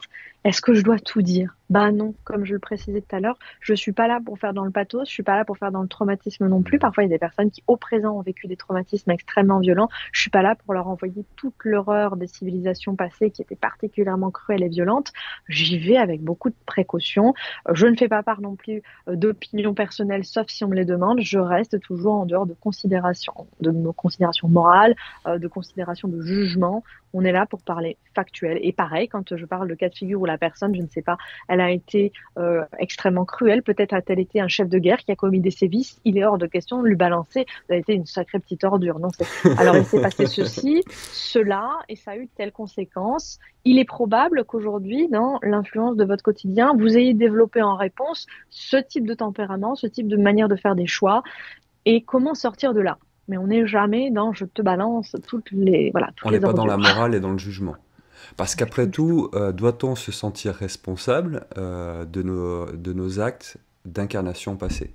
La question est... Non, justement, et c'est là-dessus que je travaille beaucoup, c'est qu'on n'est pas responsable. Je suis sûre que si c'était à refaire, il y a beaucoup de personnes qui referaient complètement différemment. Parfois, elles n'ont pas l'opportunité, parfois, elles n'ont pas juste aussi la force. Moi, c'est quelque chose sur lequel je travaille beaucoup, la capacité à réunir une tranquillité d'esprit qui nous permet de prendre les bonnes décisions. Et on travaille beaucoup là-dessus au présent, parce que c'est là-dessus que la marge de manœuvre, elle est. C'est comment se retrouver dans les bonnes circonstances pour prendre les bonnes décisions. Et souvent, c'est ça qui est déterminant dans ces incarnations. L'entourage, les circonstances matérielles, la capacité à avoir bien dormi, bien mangé, pour avoir l'esprit clair et prendre les bonnes décisions. Ça paraît super pragmatique, j'en ai conscience que je dis, mais c'est bien souvent ça, les axes sur lesquels nous avons de la marge. De la même manière, on a tendance à considérer que le médium, c'est quelqu'un de supérieur, moralisant, il vit dans sa petite tour d'argent et il juge tout le monde.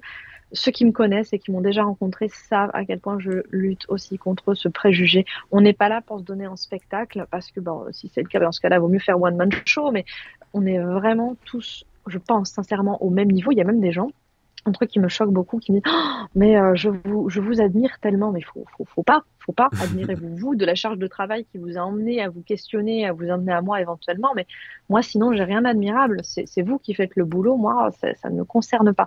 Ça me paraît très important parce qu'il y a sinon cette représentation idéalisée du guide et c'est vraiment pas là-dedans dans ce dans quoi j'aimerais m'inscrire, mais alors du tout. Et ça a été très à la mode dans les années 60-80, ce guide, ce Oui, gourouisme. C'est pas du tout ma bah, démarche. quand on tombe sur des gens qui ont des capacités que d'autres n'ont pas, et du coup on a envie de les ériger un peu en personnes à part, donc qui peuvent nous indiquer le chemin. Euh, On peut utiliser ces capacités, ces dons pour certains à bon escient, mais de là Mhm. à en faire des personnes différentes de nous, je pense qu'il y a beaucoup de médiums qui ont aussi leurs petits défauts, et j'en connais. D'ailleurs, là on parle des valeurs propres à toi, ta pratique de la médiumnité. Moi, il y a un point qui me semble important, et j'en profite, c'est mon petit coup de gueule du jour, tiens. Parce que je sais que j'ai des proches qui ont eu affaire à des personnes qui ont fait des lectures de vie antérieure, et on se rend compte que le médium peut avoir un ascendant psychologique très fort Oui, et beaucoup d'influence sur le consultant, et notamment des médiums qui se permettent de tisser des liens entre leurs incarnations à eux et l'incarnation du consultant, du style j'ai c'est été ça. ton père ou ta mère dans une vie antérieure, où nous étions ensemble. Et je les ai vus, ces dérives, dans le milieu de l'intuition, et je tiens à dire, voilà, aux Nuriens qui nous écoutent, faites attention si des médiums commencent à vous tenir des discours, qu'il y a voilà, un contact qui devient un peu différent, et que le médium commence à vous dire j'ai été ci, ça, ou on a eu telle relation dans une vie passée. Moi, personnellement, je vous le dis, c'est fuyez. Je sais pas ce que toi tu en penses, Anaël. Totalement, et c'est quelque chose sur lequel je veille, même s'il y a des personnes dont je peux avoir l'intuition de les avoir connues dans d'autres contextes, il y a cette distance, il y a cette, comment dire, cette éthique que je tiens à préserver. Je suis pas là pour préserver, je suis pas là pour induire l'ascendant, comme je dis, déjà, je me place absolument pas en figure d'exemplarité, mais d'autre part, je tiens pas à ce que la personne puisse créer un lien émotionnel dans le pathos et au-delà de l'intérêt pragmatique de réfléchir sur sa capacité à prendre des décisions. Je suis vraiment pas là-dedans. C'est quelque chose que j'ai vu pratiquer. Je suis profondément persuadée qu'il y a des personnes extrêmement sincères dans leur démarche. Néanmoins, c'est quelque chose que je ne pratique pas et que je ne souhaite pas relayer comme manière de faire. Les choses sont dites. Merci d'avoir écouté mon petit coup de gueule, les amis, mais c'était important. C'est pas du vécu personnel, mais de gens qui me sont proches.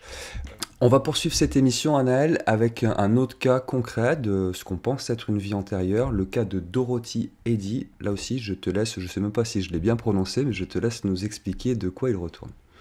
Tu l'as très bien prononcé, Guillaume, et pour ceux qui connaissent La dernière marche des dieux d'Anton Parks, cette figure ne vous est pas inconnue. Il s'agit d'une célèbre égyptologue dont la vocation a émergé après une chute terrible vers l'âge de 3-4 ans, si ma mémoire est juste.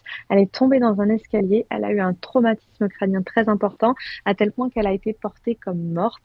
Et de ce trauma crânien lui est arrivé spontanément à un âge, vous voyez, assez tendre, des visions d'une existence qui aurait vraisemblablement se serait déroulée dans l'Égypte antique. Et paradoxalement, il se trouve que cette révélation, si on peut dire cette révélation mystique, elle s'est passée au même moment où le tombeau du pharaon auquel elle se sentait liée a été ouvert. Alors, ce qui est intéressant de savoir dans le cas de Dorothy Eddy, donc, c'est que de ces visions-là a déterminé sa vocation à devenir une égyptologue et finalement aller vivre en Égypte et consacrer jusqu'au dernier sou et à sa dernière force sur place à revaloriser le patrimoine égyptien qui était alors en cours, on va dire, de redécouverte, c'est quelqu'un qui a totalement tourné sa vie pour arriver non pas à démontrer la véracité de ce qu'elle avait reçu puisque c'était totalement indémontrable, c'est-à-dire qu'elle pensait avoir été une prêtresse choisie notamment on va dire entre guillemets comme concubine par un pharaon tout en restant aux côtés de son temple, chose totalement taboue et interdite. À partir de là, comment voulez-vous démontrer la chose d'une telle histoire? C'est totalement impossible, il ne Mhm. nous reste rien, aucun témoignage écrit, on l'a bien compris.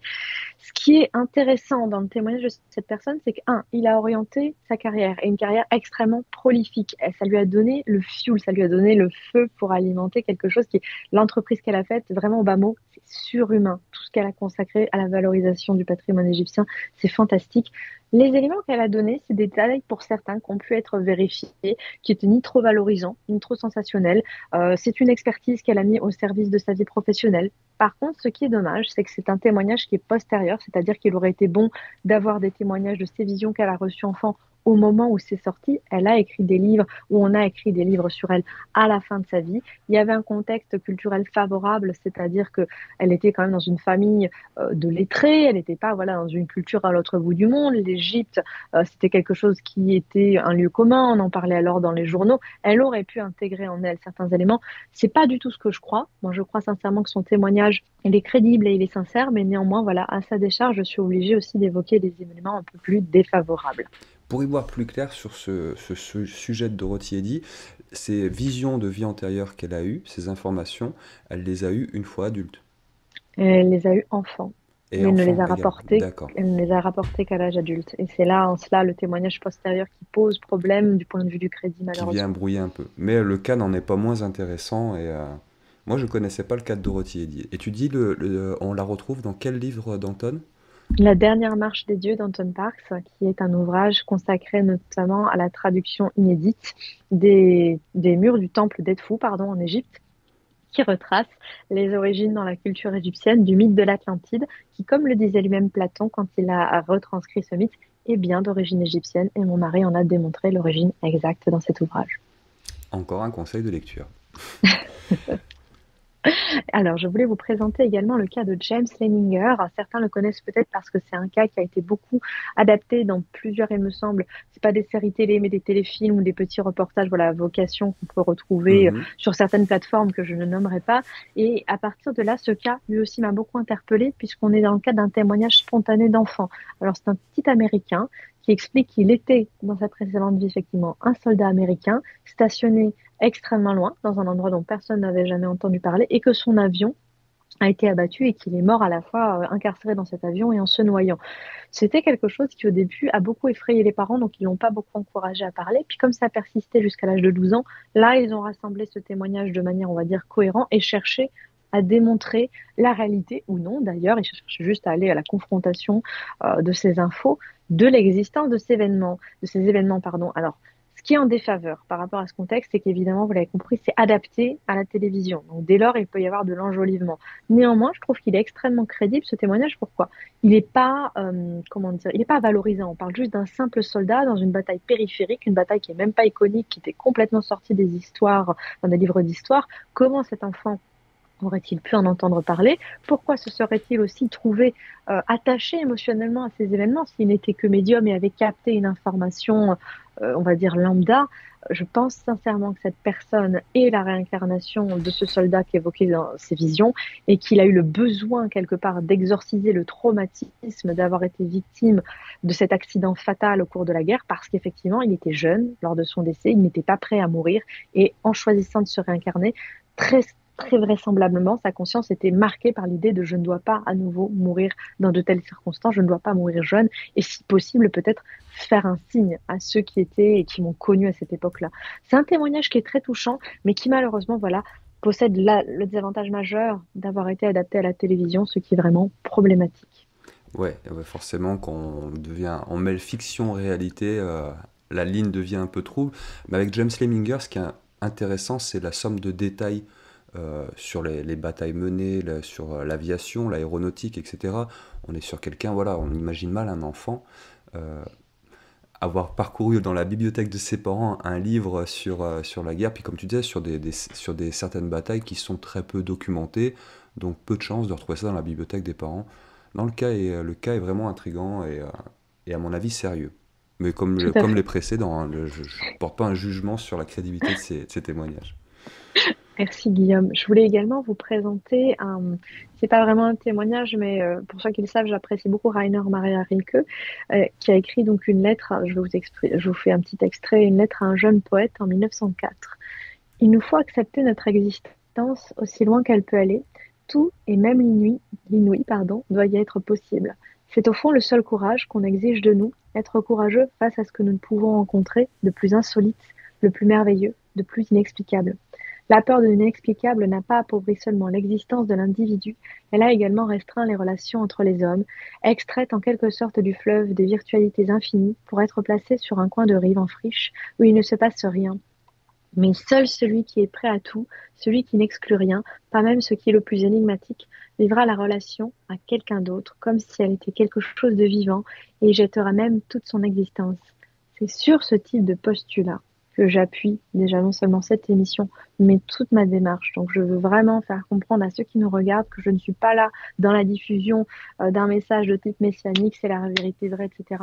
Je suis dans cette perspective et je sais que de nombreux chercheurs l'ont également été au fil des siècles et des millénaires. Et c'est pour ça qu'on doit aujourd'hui s'ouvrir, je pense, le champ des possibles avec des émissions comme celle que propose Nurea TV, parce que sinon on se forclôt dans un monde qui est fini, qui est asphyxiant. Et il ne faut pas aller vers cette voie-là du tout, du tout.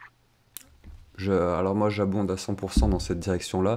Et là, je pense qu'on peut que partager, en tout cas pour les gens qui s'intéressent à ces sujets. Il n'est pas question de point de vue sur tel ou tel dossier. Là, on parle d'ouverture d'esprit. Mais ouverture d'esprit, c'est pas une fracture du crâne, c'est laisser rentrer un peu de lumière dans des zones d'ombre. Donc, donc je pense que on peut faire nôtre ce texte de Rainer Maria Rilke, là aussi en prononciation, ne m'en veuillez pas, mais merci de nous faire découvrir cet auteur-là, Anaël. C'est un plaisir. Je voulais conclure cette émission sur un aspect qui est vraiment là aussi un peu cryptique, c'est celui de l'ascèse, parce qu'effectivement, bon nombre de courants philosophiques, de courants religieux qui prêtent foi à la théorie de la métempsychose et de la réincarnation considèrent que le seul moyen de cesser de se réincarner, comme certains consultants ou consultantes me le disent, je veux que ça s'arrête, c'est effectivement de sortir totalement du cycle de causes et de conséquences. Et comment est-ce qu'on arrête d'interagir avec les autres pour sortir de ces cycles de répétition? Il y a une vision extrêmement radicale qui n'est pas la mienne, mais que je souhaite mentionner parce qu'elle est quand même très représentée dans les courants, notamment orientaux, pardon. C'est l'ascèse ultime et la plupart des moines qui la pratiquaient, eh bien, s'auto-momifiaient vivants. Ils buvaient des bouillons de sel et jusqu'à mourir de faim et de soif ne rester qu'en méditation et sous une forme, on va dire, vraiment très particulière. Si particulière, elle a tellement frappé les esprits, cette pratique, que certains corps momifiés, entre guillemets, du propre vivant de ces personnes-là, étaient réputés encore vivants, encore habités de la conscience, de manière à l'enfermer bien dedans. Il l'a renfermé dans une statue.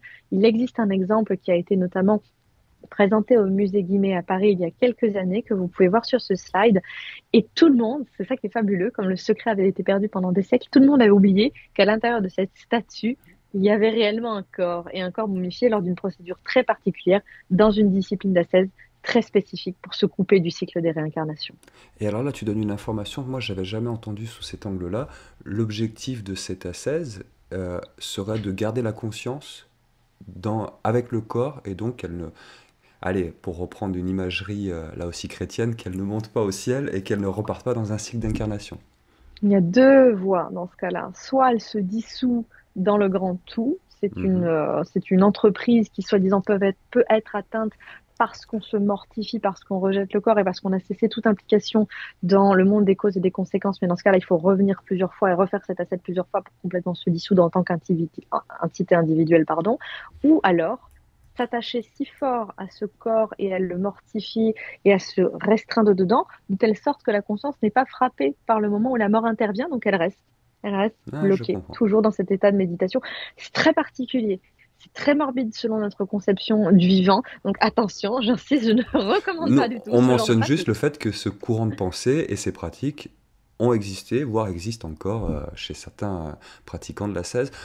Une question importante, alors on rentre dans la philosophie et la métaphysique, mais mettre fin au cycle de ces incarnations, est-ce que c'est une fin en soi?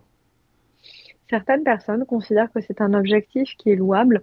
Pour ma part, je considère qu'il y a encore beaucoup de travail à faire sur ce monde-là, si l'on peut dire. Donc, je suis ravie, si c'est le cas, de revenir encore et toujours parmi vous pour de plus en plus d'émissions et de plus en plus d'ouvrages. C'est toujours un plaisir d'être parmi vous. Moi, c'est une question que je me suis souvent posée. J'aime bien prendre la pelote, la dérouler jusqu'au bout, avec toutes les hypothèses de la plus matérialiste. Bon, bah, on meurt, l'activité électrique s'arrête, bah, néant. Bah, de toute façon, je suis plus là pour penser au fait que je pense que je ne suis plus là. Tout Bref, à fait. pas de problème. Je me réincarne indéfiniment avec à chaque fois un effaçage du disque dur. Sauf pour certains cas comme toi, mais avec un effaçage du disque dur qui fait que bon, bah, je me réincarne, je vais vivre des expériences heureuses, d'autres un peu plus douloureuses, voire très douloureuses, mais que je vais les oublier puis recommencer. Ça peut pas sembler un peu nihiliste, mais je me dis après tout, est-ce que mettre fin à ces cycles d'incarnation doit être un objectif absolu? Je je sais pas si c'est l'aboutissement final de l'existence de notre conscience immortelle. Pour ma part, je ne le crois pas. Sinon, bah, je serais même pas là en train de faire ni des consultations, ni des émissions. Je serais dans ma petite grotte en train de préparer ma dissolution de l'être. Bon, eh ben on va aller tous se préparer un petit bouillon avec beaucoup de sel dedans. Anaël, c'était un grand, grand plaisir de pouvoir échanger sur cette thématique avec toi aujourd'hui. Je pense qu'on aura l'occasion, lors de futures vidéos, à revenir sur ce thème des réincarnations et des vies antérieures. Mais en tout cas, pour une première émission ensemble sur le sujet, c'était vraiment très appréciable d'entendre ton point de vue et puis d'avoir un aperçu de la pratique qui est la tienne et de ses capacités intuitives que tu mets au service des autres. Parce que ça, c'est toujours important de le rappeler aussi. Donc un grand merci et j'espère te revoir très bientôt. Merci à toi, Guillaume. Merci à tous les Nuréens qui auront suivi cette émission jusqu'au bout. Alors, je serai ravie de vous retrouver par la suite pour des cas pratiques un peu plus poussés et pourquoi pas partager avec vous davantage mon expertise au sujet des vies antérieures. Ça sera avec grand, grand plaisir. Merci beaucoup, Anaël. Les Nuréens, merci à vous d'avoir suivi cette émission en notre compagnie. On vous dit à très bientôt. Et puis, encore une fois, chacun se fera sa propre opinion. Nous, on est là pour vous donner des éléments avec des gens qui expérimentent, qui ont des perceptions que la plupart d'entre nous n'ont pas. Donc, ça vous donne des pièces d'un puzzle. À vous de l'assembler comme bon vous semble. Et j'espère que cette émission vous aura été instructive. Sur ce, je vous souhaite une belle fin de soirée. Prenez soin de vous. Et puis, n'oubliez pas, gardez les pieds sur terre et la tête dans les étoiles. À très bientôt, ciao!